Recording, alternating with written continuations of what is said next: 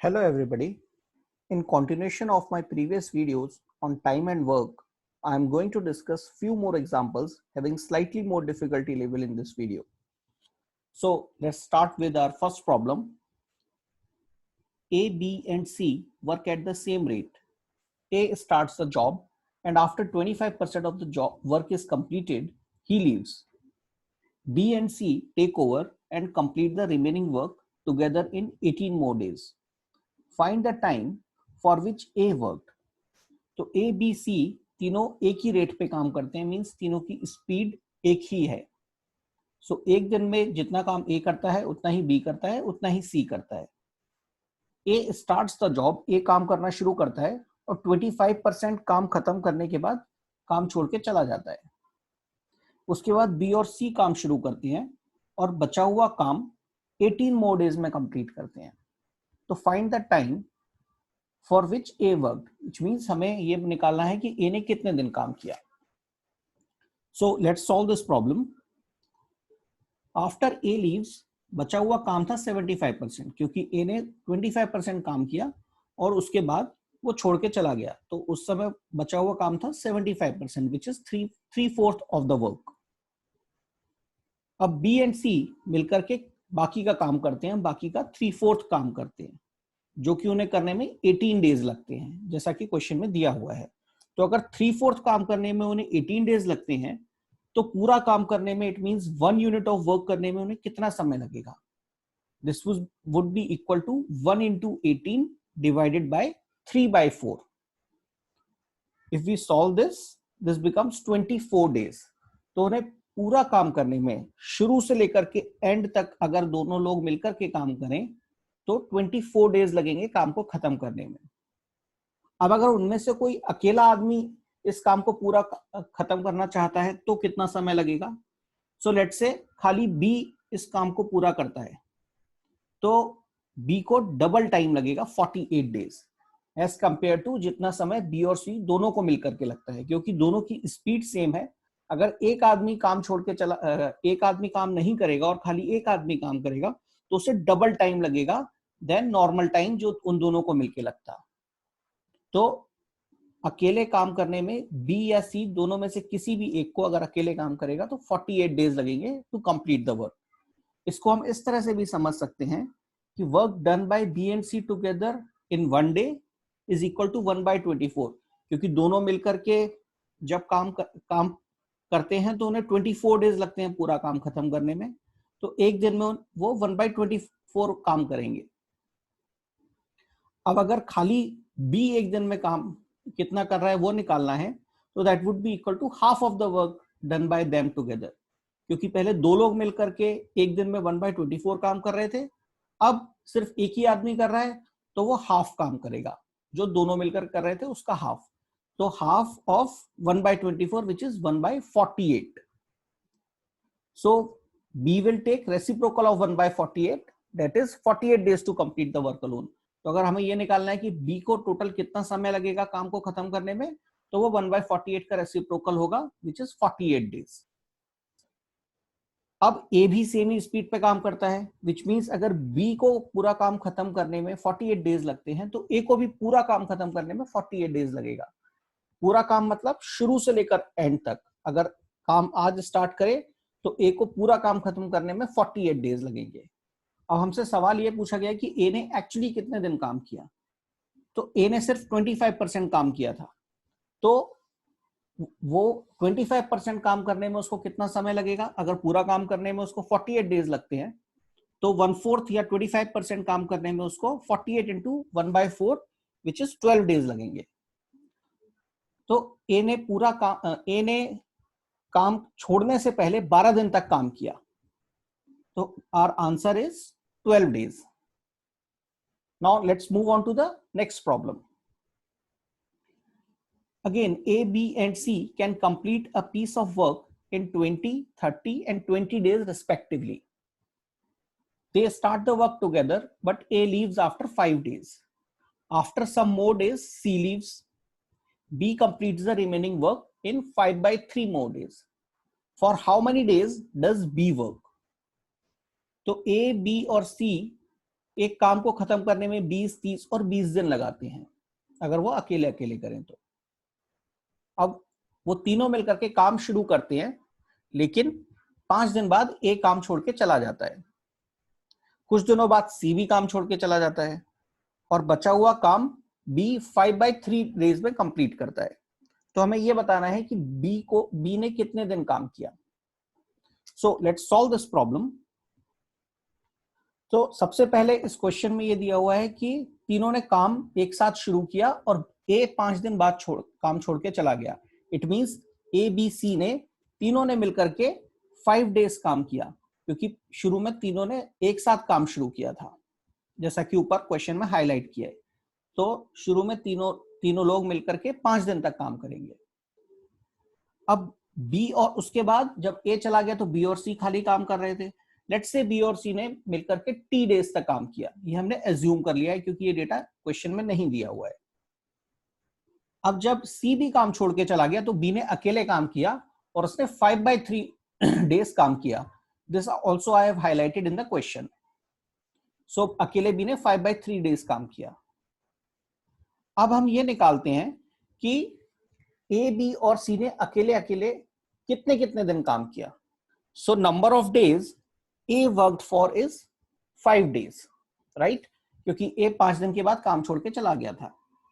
Number of days B कितने B ने कितने दिन काम किया। सो बी वर्कड फॉर 5 डेज, जो शुरू में तीनों लोगों ने किया, उसके बाद टी डेज, उसके बाद 5/3 डेज ऑल्सो। सो बी ने तीनों बार काम किया है, जब सबने साथ में काम किया 5 दिन तक, फिर जब बी और सी ने काम किया टी डेज तक, और लास्ट में जब बी ने अकेले काम किया 5/3 डेज तक। तो तीनों का सम is the number of days for which be worked. अब सी ने कितने दिन काम किया, तो सी ने ये 5 दिन काम किया शुरू में, और उसके बाद उसने टी डेज काम किया, उसके बाद वो काम छोड़ के चला गया। तो सी ने टोटल 5+t डेज काम किया है। So total amount of work done by all 3 of them, so तीनों ने मिलकर के टोटल कितना काम किया। So this is equal to 5 into 1/20. Now 5 days is the number of days A worked. 1/20 is the work done by A in 1 day. So ये A का काम है 5 into 1/20. अब B का काम अगर हमें निकालना है तो ये होगा 5 plus 5/3, जितने दिन B ने काम किया, into B का एक दिन का काम। B का एक दिन का काम होगा 1/30, क्योंकि वो पूरा काम खत्म करने में 30 दिन लगाता है, तो एक दिन में वो 1/30 काम करेगा, प्लस सी का काम। तो ये 5+t into 1/20 ये सी का काम है। सी ने 5+t डेज काम किया और उसका एक दिन का काम है 1/20, क्योंकि वो 20 दिन में पूरा काम खत्म करता है, तो एक दिन में वो 1/20 काम करेगा। Now this would be equal to 1। Why? Because in तीनों ने इतने इतने दिन काम करके टोटल पूरा काम खत्म किया है, और पूरा काम is equal to 1। So if we solve this equation, then we get the value of t as 10/3. अगर हम इस पूरी इक्वेशन को सॉल्व करेंगे तो t की वैल्यू 10/3 आएगी। अब हमसे क्वेश्चन पूछा गया कि b ने कितने दिन काम किया। अब b ने काम किया था 5 + t + 5/3, जो कि मैंने एरो से दिखाया हुआ है इस स्क्रीन पर। So b worked for 5 + t + 5/3. So this is equal to 5 + 10/3 + 5/3। t की वैल्यू हमने 10/3 इंसर्ट करी और कैलकुलेट किया। सो b work for 10 days. So our answer is B, 10. I hope this is clear. So now let's move on to the next question. Ravi and Kavi can do a piece of work in 12 days and 15 days respectively. If they work for alternate day and Ravi starts the work first, then in how many days the work would be completed? तो रवि और कवि एक काम को 12 दिन और 15 दिन में करते हैं। अकेले अकेले अगर वो काम करें तो 12 और 15 दिन में वो पूरा कर लेते हैं। अगर वो ऑल्टरनेट डेज पे काम करें, यानी कि एक दिन छोड़कर एक दिन, और रवि काम शुरू करे, तो कितने दिन में काम कंप्लीट हो जाएगा। सो ऐसा एक क्वेश्चन हमने पिछले एक वीडियो में भी किया हुआ है। इस क्वेश्चन को भी हम सॉल्व करेंगे, थोड़ी सी डिफरेंट अप्रोच होगी, but question is same. with different data. तो let's solve this question. तो रवि एक दिन में 1/12 काम करेगा, क्योंकि उसको पूरा काम करने में 12 दिन लगते हैं, तो वो एक दिन में 1/12 काम करेगा. This is equal to 8.33% of the work. So अगर हम 1/12 को सॉल्व करेंगे तो it will come out to be 8.33%. Similarly Kavi एक दिन में 1/15 काम करता है, क्योंकि उसको पूरा काम करने में 15 दिन लगते हैं, तो वो एक दिन में 1/15 काम करेगा. So this is equal to 6.67% of the work. So 1/15 को सॉल्व करिए, 6.67% आ जाएगा. तो since they work on alternate days, तो वो एक दिन छोड़कर एक दिन करते हैं. तो एक दिन रवि काम करता है, फिर एक दिन कवि काम करता है, तो 2 दिन में मिलकर के कितना काम करेंगे. सो एक दिन रवि ने काम किया, अगले दिन कवि ने काम किया, तो पहले दिन 8.33% काम हुआ, दूसरे दिन 6.67% काम हुआ. So if we add them तो 15% काम होगा 2 दिन में, राइट. यहाँ पर वो दोनों एक साथ एक दिन में काम नहीं कर रहे हैं, वो एक दिन छोड़ के एक दिन कर रहे हैं. तो एक दिन रवि करता है, अगले दिन कवि करता है, फिर रवि करता है, फिर कवि करता है. तो अगर वो अलग अलग दिनों में काम कर रहे हैं तो 2 दिन में मिलकर के वो 15% काम करेंगे. अब 15% काम करने के लिए 2 दिन चाहिए. तो 100% अगर हम काम करने के लिए काम कितने दिनों में होगा, अगर वो निकालने की कोशिश करेंगे तो आंसर कुछ डेसिमल्स में आएगा. तो हम निकालते हैं 90% काम कितने में होगा. सो 90% हमने इसलिए लिया क्योंकि हम 15 के किसी मल्टीपल के अगेंस्ट में नंबर ऑफ डेज कैलकुलेट करना चाहते हैं, और 15 का सबसे बड़ा मल्टीपल जो 100 से छोटा हो वो 90 है. तो 90% वर्क, 90 इज 6 टाइम्स 15, तो हमें 6 टाइम्स नंबर ऑफ डेज भी लगेंगे. तो अगर 15% काम 2 दिन में होता है तो 90% काम 2 into 6 12 डेज में होगा, राइट. अब 90% काम तो 12 डेज में हो गया. अब 13th डे पे कौन काम करेगा? रवि, क्योंकि रवि ने पहले दिन काम शुरू किया था. तो रवि हर ऑड डेज में काम करेगा. First day, third day, fifth day, 7th day, 9th day, 11th day और 13th डे पे भी रवि काम करेगा, राइट. सो रवि अगर 13th डे पे काम करेगा तो वो कितना काम कंप्लीट कर लेगा? 8.33% और 1/12, जो कि हमने सबसे पहले कैलकुलेट किया था. सो रवि का एक दिन का काम निकल के आता है 8.33%, जो वो 13th डे पे भी करेगा. तो 13th डे के बाद में कितना काम बचा? सो टोटल काम इज 100%.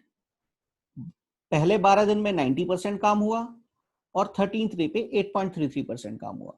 सो अगर हम 100 में से इन दोनों को माइनस कर देंगे सो वी गेट 1.67%, यानी कि 13 दिन के बाद 1.67% वर्क इज स्टिल पेंडिंग.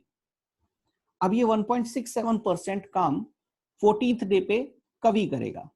सो कवि को अगर 14th डे पे 1.67% काम करना है तो उसको कितना समय लगेगा? पूरे दिन में वो कितना समय लगाएगा इस काम को करने में? तो कवि का एक दिन का काम है 6.67%, जो कि हमने शुरू में कैलकुलेट किया है. एक दिन में वो 6.67% काम करता है. तो वो 1.67% काम करने में 1.67 divided by 6.67 is equal to 1/4 day लगाएगा.